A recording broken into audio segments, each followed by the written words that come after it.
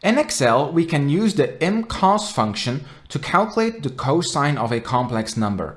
The function itself is quite straightforward, so we type equal sign, IMCOS, and open the parentheses, and we then only have one argument, which is the complex number.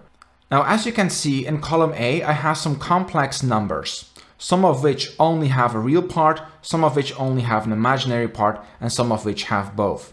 Now, the imaginary part is denoted by the I. Now, this could also be a J, so this is up to your personal preference. So we select the complex number, close the parentheses, press enter, and pull this down. What we get as a result is the cosine of the complex number. Now, as you can see, we get a very long number, and unfortunately within Excel, there's no easy way to round these complex numbers down. The reason for this is that complex numbers are considered as text within Excel and not as actual numbers, so we can't do any regular calculations such as adding and dividing with a plus sign or a division symbol.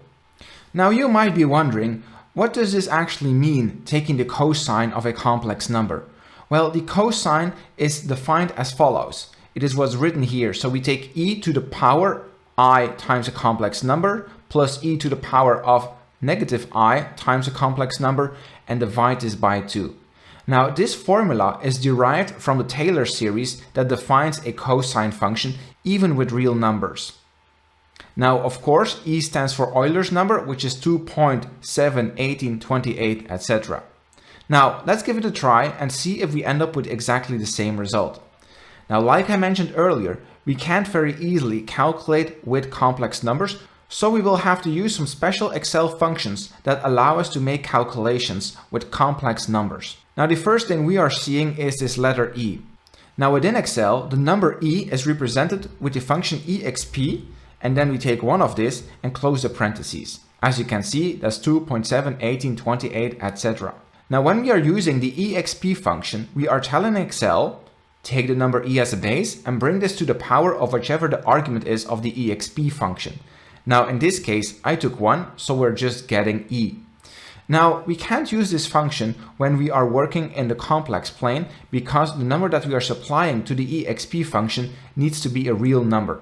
So we need to use a different function. Now, if we want to take E and take this to a power of a complex number, we have to use the IMEXP function. So this will return the exponential of a complex number. Okay, next up, we need to multiply our complex number with I because that is the power we need to bring E towards. Okay, so multiplying with complex numbers, we can't just do this with a regular multiplication. We need to use a special Excel function, which is the IMProduct function. Now, the IMProduct function takes in multiple numbers and will then multiply them with each other. Now, the first number I want to multiply, that's I. But remember, complex numbers are represented as text, so we need to put I in between double quotation marks to show that it is text.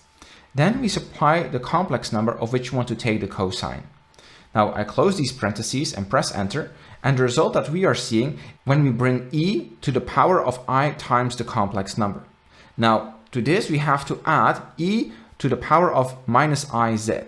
So, in order to do that, we need to add two numbers together, and we can do this with the IMSum function. So the first argument is the number we just got back, and the second argument we will have to calculate. So we'll also have to use an IMEXP function, and this time we will be bringing it to the power of minus I times Z. So for this, we use the IMProduct function again. And so the first number we want to multiply is minus I, which we put in between double quotation marks. And the second number we want to multiply is once again our complex number. I close the parentheses, and now I need to divide this time by 2. Now we cannot use a regular division because our denominator contains a complex number. So therefore, we will be wrapping all of this inside of a new Excel function, IMDiv. And this allows us to divide complex numbers. We're taking this entire complex number and dividing it with 2. I close the parentheses and press enter, and there we have the result. Let me pull this through. And as you can see, this gives us exactly the same result as just using the IMCOS function. So now you know better what's going on behind the scenes whenever you're using the IMCOS function. Of course, when you want to take the cosine of a complex number, we are using the IMCOS function. All we need to do is apply one complex number and out comes the result. Thanks for subscribing, and leaving an optional tip, consider watching this video next.